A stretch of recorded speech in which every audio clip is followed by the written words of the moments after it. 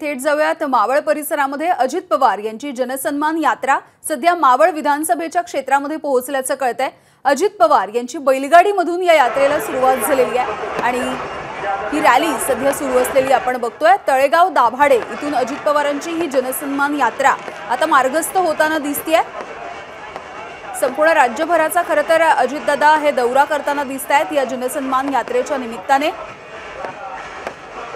सरकारच्या अनेक योजना सुद्धा लोकांपर्यंत पोहोचवण्यासाठी अजितदादा हे कसोशीने प्रयत्न करतायत। आगामी विधानसभा निवडणुकांच्या पार्श्वभूमीवर अजित पवार यांच्या या जनसन्मान यात्रेला विशेष महत्त्व मिळालंय आणि याविषयी बोलूयात। नाझीम मुल्ला आमचे प्रतिनिधी आपल्या सोबत थेट जोडले गेलेत। नाझीम, काय नेमकं दृश्य आहे?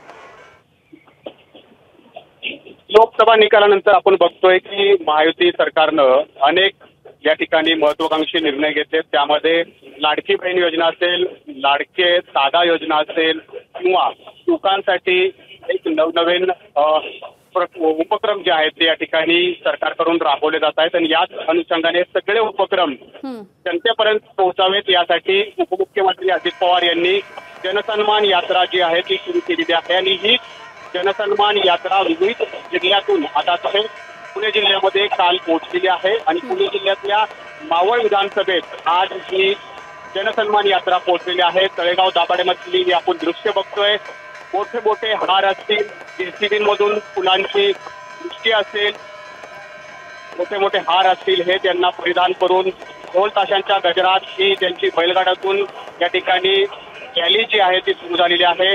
प्रदेशाध्यक्ष सुनील तटकरे आहेत, महिलांच्या प्रदेशाध्यक्ष रुपाली चाकणकर आहेत, या सुद्धा या बैलगाडीमध्ये विराजमान असल्याचं आपल्याला पाहायला मिळत आहे आणि त्यांच्या पाठी सगळ्या त्या लाडक्या बहिणींसाठी त्यांनी एक योजना आणलेली आहे। त्या सगळ्या लाडक्या बहिणी या रॅलीमध्ये मागं सहभागी आहेत। भली मोठी अशी रॅली आहे आणि या रॅलीद्वारे सरकारने या लोकसभांच्या निकालानंतर ज्या महत्वाकांक्षी निर्णय घेतलेले आहेत, योजना आणलेल्या आहेत, त्या योजना त्यांच्यापर्यंत पोहोचवण्याचे प्रयत्न त्यांच्याकडून सुरू आहेत। कालपासून आपण बघतोय या लाडक्या बहिणींची जे 1500 रुपयांची एक योजना आणली होती त्याचे 2 हप्ते बहुतांशी महिलांच्या खात्यात जमा झालेले आहेत आणि त्यामुळे महिलांमध्ये एक सकारात्मकता निर्माण झालेली आहे आणि या अनुषंगाने आजचा हा दिवस खूप महत्वाचा असणार आहे कारण उद्या पुन्हा एकदा मुख्यमंत्री एकनाथ शिंदे, उपमुख्यमंत्री देवेंद्र फडणवीस आणि उपमुख्यमंत्री अजित पवार हे बालेवाडीचं जे मैदान आहे तिथं त्या ग्राउंडमधून पुन्हा एकदा उर्वरित महिलांचे खात्यांमध्ये पैसे ट्रान्सफर केले जाणार आहेत।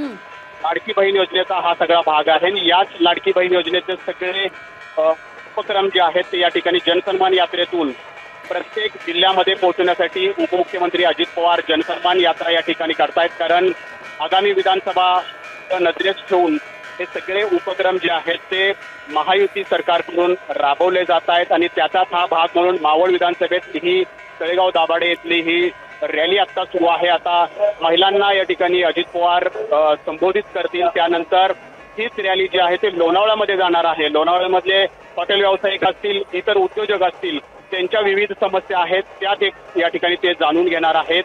तिथंच पत्रकारांशी सुद्धा ते या ठिकाणी संवाद साधणार आहेत। तिथून ही रॅली जी आहे ती पिंपरी चिंचवडमध्ये सुद्धा जाणार आहे। त्यामुळे आज दिवसभरांचा मोठा शेड्यूल जो आहे तो या जनसन्मान यात्रेचा आहे आणि याची सुरुवात तळेगाव दाभाडेमधून झालेली आहे।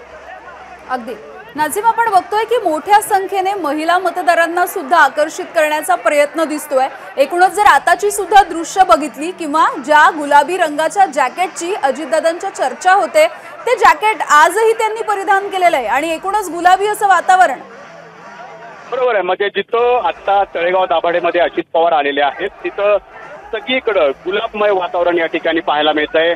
ठिकठिकाणी चौकांमध्ये जे फ्लेक्स या ठिकाणी झळकलेले आहेत त्या फ्लेक्स वरती सुद्धा गुलाबी रंगाचाच मोठ्या प्रमाणात वापर जो आहे तो करण्यात आलेला आहे। अगदी अजित पवार जे गेल्या काही दिवसांपासून त्यांच्याकडनं पिंकी पॉलिटिक्स या ठिकाणी सुरू आहे आणि त्याच अनुषंगाने त्यांचं जॅकेट जे चर्चेत आहे तेच जॅकेट आता त्यांनी परिधान केलेलं आहे आणि महिलांना खास करून आकर्षित करण्याचा हा प्रयत्न त्यांच्याकडून आहे। नाझीम, तुम्ही ज्या पद्धतीची माहिती देताय, महिला ज्या कार्यकर्त्या सुद्धा आहेत त्या मोठ्या संख्येने उपस्थित राहिलेल्या आहेत। एकीकडे लाडकी बहीण योजनेच्या प्रचार आणि प्रसार केला जातोय दादांकडून, त्याच वेळेला दुसरीकडे या सगळ्या महिला कार्यकर्त्या दादांना ओवाळताना आणि राखी बांधताना दिसतात। खूप खूप धन्यवाद या सगळ्या अपडेटसाठी।